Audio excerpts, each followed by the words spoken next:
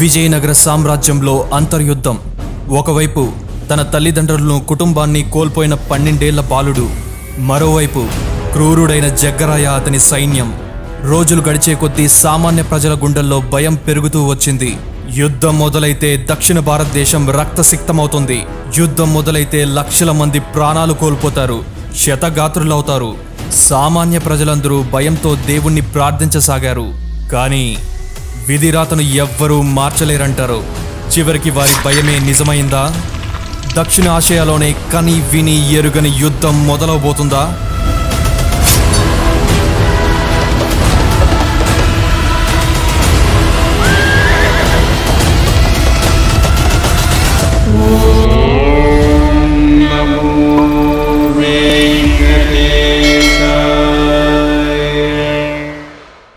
అప్పటి వరకు విజయనగర సామ్రాజ్యంలో ప్రజలందరూ సుఖ సంతోషాలతో జీవించసాగారు. ఎప్పుడైతే విజయనగరపు రాజైన 2వ శ్రీరంగుణ్ణి, అతని కుటుంబాన్ని జగ్గరాయ అనే వారి సమీప బంధువు రాజ్యాన్ని చేజిక్కించుకోవాలనే దురాశతో వారిని హత్య చేయిస్తాడో, దక్షిణ భారతదేశం ఒక్కసారిగా బగ్గుమంది. రాజ్యంలో ఎక్కడ చూసినా ఏం జరగబోతుందా అన్న భయాందోళనలు. తమ రాజును చంపారన్న ఆవేశంతో జీవితంలో ఎన్నడూ కూడా గొడవలకి కాలు దువ్వనివాడు కూడా యుద్ధానికి కత్తి పట్టాడు. రాజ్యాన్ని ఆక్రమించిన గొబ్బూరి జగ్గరాయ వైపు మదురై నాయకులు, జింజీ నాయకులు, తిరునెల్వేలి పాండ్యులు, కేరళ ట్రావెన్కోర్ రాజులు, పోర్చుగీస్ వారు కూడా ఏకమయ్యారు. ఇంతమంది కలయిక ఒక 12 ఏళ్ల బాలుణ్ణి చంపడానికి వాడు ఆడుకునే కోటను ఆక్రమించారు. జీవితంలో ఎన్నడూ కూడా తల్లి ప్రేమను పొందలేకుండా చేశారు. తండ్రి భుజాలపైన కూర్చోనీయకుండా చేశారు. రాజ్యాన్నే ఆక్రమించారు. వాడు అప్పటి వరకు ఏ ఒక్క యుద్ధాన్ని కళ్ళ ముందు చూసి ఉండడేమో, కానీ వాడి ఒంట్లో ప్రవహించేది విజయనగరపు వీర రక్తం.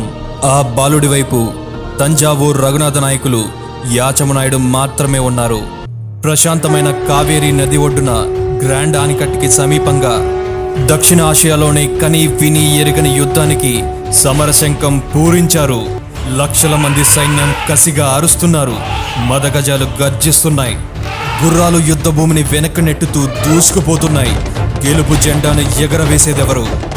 ఈ యుద్ధంలో దేశంలో మొట్టమొదటిసారిగా అతి పెద్ద సంఖ్యలో ఫిరంగీలను ఉపయోగించారు. దాన్ని బట్టి మనం అర్థం చేసుకోవచ్చు యుద్ధంలో ఎంతమంది ప్రాణాలు కోల్పోయింటారో అని. రక్తం ఏర్లై ప్రవహించింది. కావేరీ నది ఎర్రటి నీటితో కన్నీరు పెట్టుకుంది. నదిలో సైనికుల శవాలు కొట్టుకుపోతున్నాయి. వేల మంది సైనికులు మరణించారు. రామదేవరాయ కత్తి వేగాన్ని ఎవ్వరూ ఆపలేకపోయారు. అతను పోరాడేది రాజ్యం కోసం కాదు, తన తల్లిదండ్రుల్ని, కుటుంబాన్ని పొట్టన పెట్టుకున్న వాడి తల తెగ నరకడానికి. యుద్ధం అంటే ఒక్క రోజుతో అయిపోయేది కాదు, ఎన్నో రాత్రులు గడవాలి. అలా రోజులు గడుస్తూ వచ్చాయి. రోజులు నెలలయ్యాయి. ఎంతో మంది తమ సైన్యం కళ్ళ ముందే ప్రాణాలు కోల్పోతుంటే రామదేవరాయని మనసు చెలించిపోయింది. కళ్ళల్లో నీళ్లు పెట్టుకున్నాడు. యాచమనాయుడు, రఘునాథ నాయకులు అతనికి తండ్రిలా ధైర్యాన్నిచ్చారు. వారు సైన్యాన్ని ఎంతో క్రమశిక్షణతో అప్రమత్తంగా ఉండేలా నడిపించారు. కానీ గొబ్బూరి సైన్యం అతి భారీ సంఖ్యలో ఉండడం వల్ల రామదేవరాయని సైన్యం వారిని ఎదుర్కోలేకపోతూ వచ్చింది. విజయం గొబ్బూరి జగ్గరాయ వైపు వెళ్లేలా కనిపించింది. గొబ్బూరి జగ్గరాయని మొహంపై రాక్షస నవ్వు కనిపించింది. యాచమనాయుడు సమయం కోసం వేచి చూస్తున్నాడు. అతని సైన్యాన్ని మరింత ఉత్సాహపరుస్తూ వచ్చాడు. రక్తం చిందినా, గుండెలు పగిలినా, ఊపిరి ఆగినా చేతిలోని వీర ఖడ్గాన్ని వదలకండి. ఈ విజయనగర సామ్రాజ్యంలో వీరులే పుట్టారు. పిరికి పందలు కాదని ప్రపంచానికి చాటి చెప్పండి. మన న్యాయ పోరాటానికి గెలుపునందించి మన పుట్టిన నేల రుణం తీర్చుకుందాం అని రక్తం మరిగేలా ధైర్యాన్ని నూరుపోసాడు యాచమనాయుడు. నిరాశ నిస్పృహలతో ఉన్న సైన్యం ఒక్కసారిగా ఊపిరి పీల్చారు. చేతికి కత్తిని బిగించారు. ఉరకలెత్తే ఉత్సాహంతో గొబ్బూరి సైన్యం వైపు పరిగెత్తారు. వారి అడుగులకు భూమి దద్దరిల్లింది. గొబ్బూరి సైన్య గుండెల్ని చీల్చుకుంటూ దూసుకుపోతున్నారు. అలా కొన్ని నెలలు పోరాడి గొబ్బూరి సైన్యాన్ని బలహీనం చేశారు. అతి సామాన్య ప్రజలు వేచి చూస్తున్న ఆఖరి రోజు రానే వచ్చింది. రామదేవరాయ సైన్యం సింహంలా దూకుతుంటే గొబ్బూరి సైన్యం జింకల్లా పారిపోతున్నారు.